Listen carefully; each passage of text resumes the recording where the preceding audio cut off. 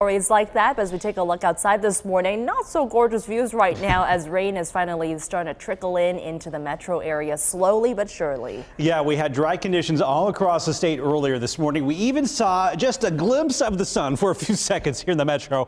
The clouds have taken over now, and you can definitely see the soggy conditions here at this hour in Lamoni. The rain coming down pretty good, and that rain will continue to spread across the state. Still dry in Marshalltown, Algona, just the gray skies. Here in the metro, we're watching that rain start to spread in from the south. There's that rain. It has moved in from Missouri, and it continues to slide to the north. You can see some pretty steady rain there across the Lamoni area over toward Corydon. Centerville also seeing that steady light to even moderate rainfall. Some of those yellows indicate maybe some moderate rain coming down there.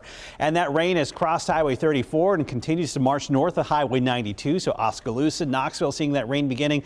Likely rain starting to come down in Indianola as well, back toward Winterset and even into Carlisle, West Des Moines, and into maybe even here into Des Moines. That rain just starting to move on in. If you're not seeing rain right now, you'll probably start to see that rain start to fall over the next 30 minutes here in the metro. And then by, 10, 11 o'clock, that rain will be making its way all the way up into northern Iowa. So there's all that moisture spreading in from Missouri. It stretches all the way back down into Kansas, Oklahoma, and Texas. This is the storm system responsible for all this. That's going to push up into Missouri, pushing all that moisture our direction. So it's going to be a while before this rain moves out. Ahead of that system, there could be some stronger thunderstorms, particularly across parts of Missouri and Arkansas here later today.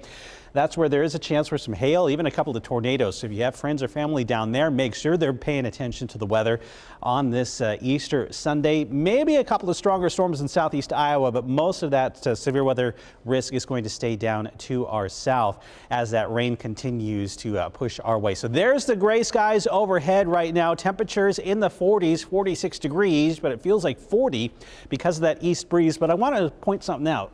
It was near 50 degrees before the rain moved in Lamoni and Centerville. Temperatures have dropped off, so you could expect temperatures to fall off to about 42, 43 degrees as that rain works its way into the metro. You combine that with this east breeze, 10 to 15 miles an hour, makes for a rather unpleasant experience outdoors. And we could see some wind gusts up to about 20, 25 miles an hour here throughout the day.